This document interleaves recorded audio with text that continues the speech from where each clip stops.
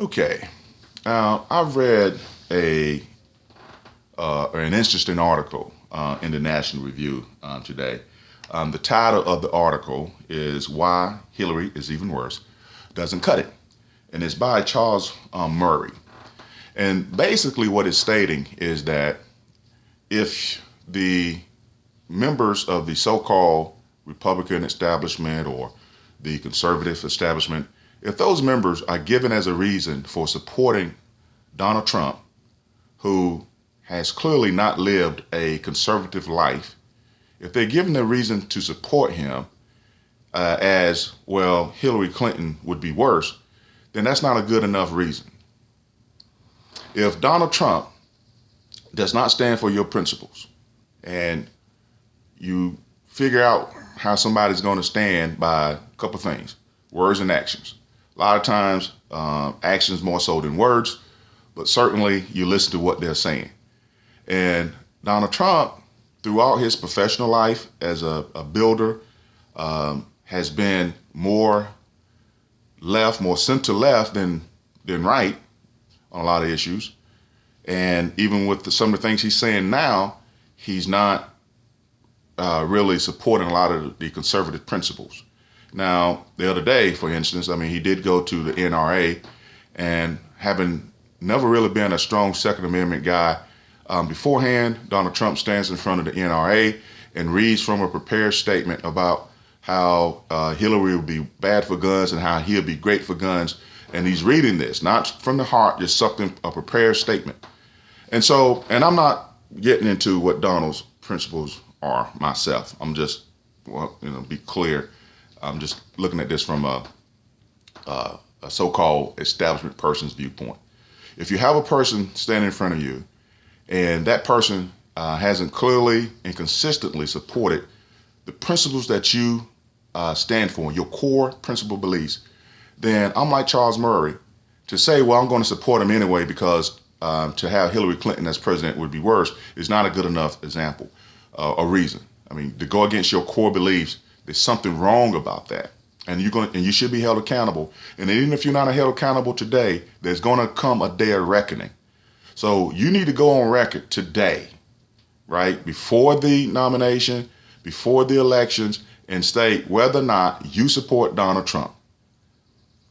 And it's easy, in my mind, it's easy to support Donald Trump if you believe in Donald Trump, right? If what Donald Trump says is his principal beliefs and they line up with yours. So you go ahead and vote for him. And whether he's a successful president or not, you'll be okay because you didn't go against your core beliefs. But what you don't get a chance to do is to go against your core beliefs, support Donald Trump because that's the popular thing to do now. And then the Donald becomes president and is a disaster, to use the Donald's words. You don't now get a chance to not be held accountable, right? You can't hide from what you're doing today. And so it's very important in my mind that you don't go against your core beliefs. And you sit down, and if Donald Trump is a consistent Second Amendment person, if Donald Trump is a consistent small government person, states' rights person, if Donald Trump is a consistent anti-abortion person, if Donald Trump is a consistent Christian religious freedom person, and I'm talking about consistent, not just from what he's saying today, particularly when he's reading from prepared statements, but from the whole of his life. If you're comfortable with those based off what your core beliefs are, then you support Donald Trump. But if he's not consistent with what your core beliefs are, then you supporting Donald Trump is crazy, wrong-headed, and you don't get to say, well, I'm going to support him anyway because Hillary Clinton would be worse. Okay? Right, and I know Sarah Palin said the other day, oh, the will of the people. Well, we all know the will of the people can be wrong sometimes. You ever heard of lynch mob? There were lynch mobs back in the day where you have not seemingly, but good people who can get caught up in the mentality of the mob when they get together and can do something that's terrible, terribly wrong. You can have, you take Nazi Germany. You can say a whole country, but a lot of people in that country got caught up in a lynch mob that carried Adolf Hitler to power. So the will of the people can be wrong. But if you stand up in your core beliefs, right? If you're a person of principle, then you won't do that, all right? You don't do it for selfish gain. You don't do it because you're scared. You don't do it because you're going against, because of the popularity of the people. The way our country is set up is for the small minority voice to be able to say something and stand up for the rights and affect change. That's what America is built on. It's not just going along to get along.